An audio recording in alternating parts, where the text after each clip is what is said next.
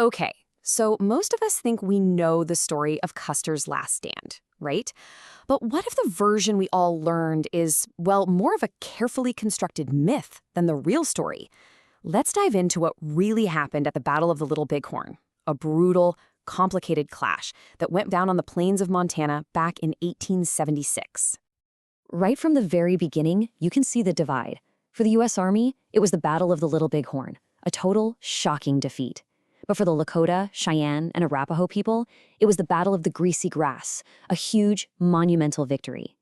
The same event, same day, June 25th, 1876, but two completely different names. And that tells you everything you need to know. There are two very different stories here. So, to really get a handle on this bloody fights, we've got to rewind a little.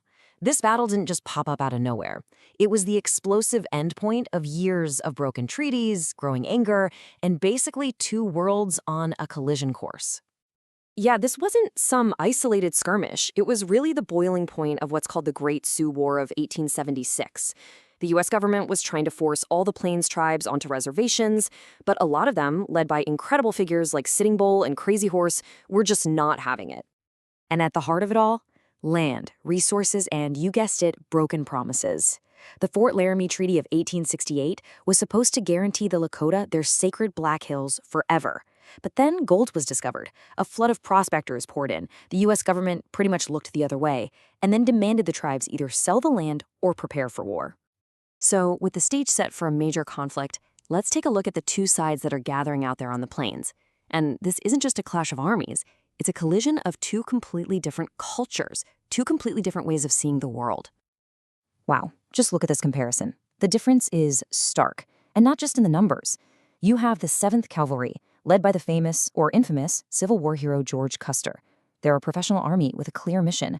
On the other side, you've got this massive alliance of different tribes, all coming together to defend their homes, their culture, their entire way of life, guided by legendary war chiefs and a powerful spiritual leader.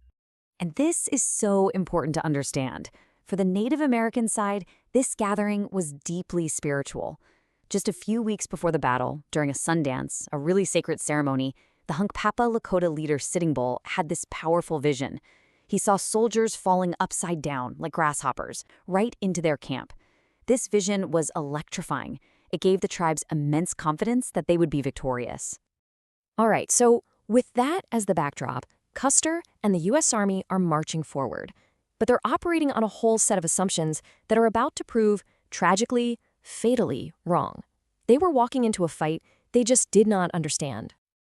The Army's entire strategy, their whole plan, was based on the idea that they were going up against maybe 800 warriors. That was the official number, coming from agents on the reservations, and it was completely out of date. But the reality on the ground, it was so different. Thousands had left the reservations to join Sitting Bull. So instead of 800 warriors, the 7th Cavalry was about to stumble into a force of up to 2,500. They were outnumbered more than 3-1. And get this, Custer's own scouts, experienced guys like Mitch Boyer, they saw the signs. They saw the huge pony herd, the sprawling village, and they told him, "This is the biggest village I've ever even heard of." But Custer's biggest fear wasn't fighting them. His biggest fear was that this massive group would see him coming and scatter before he could trap them in a fight. And that fear, it would drive every bad decision he was about to make. So what does he do? He rushes to attack. He turns down offers of reinforcements, even Gatling guns, because he thinks they'll slow him down. And then he splits his own regiment into 3 separate groups. It's a classic tactic for surrounding an enemy, but it's an absolutely disastrous move when you've completely underestimated their numbers.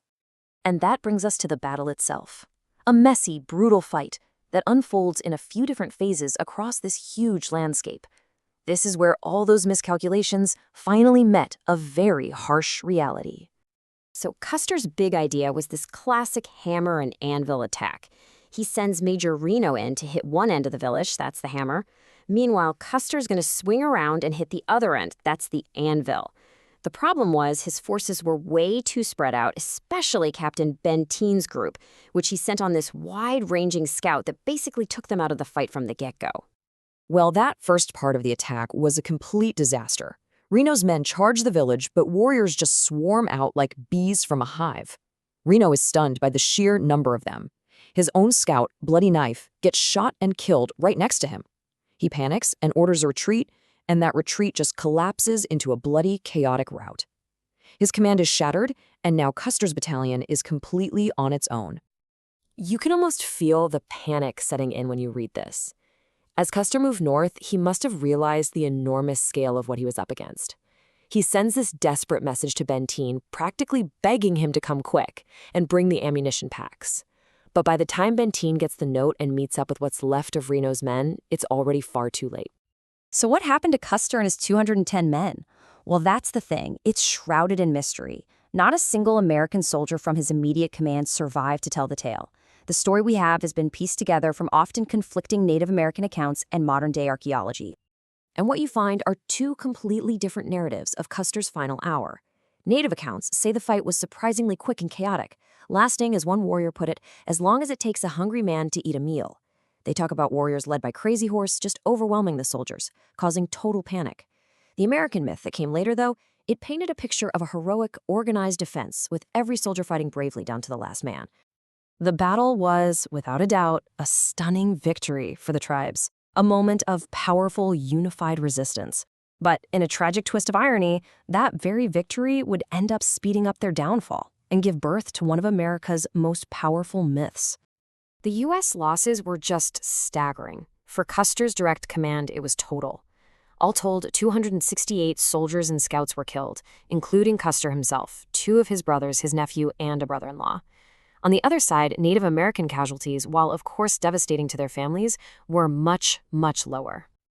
News of the defeat hit back east right during the nation's 100th birthday celebrations, and it caused an absolute uproar.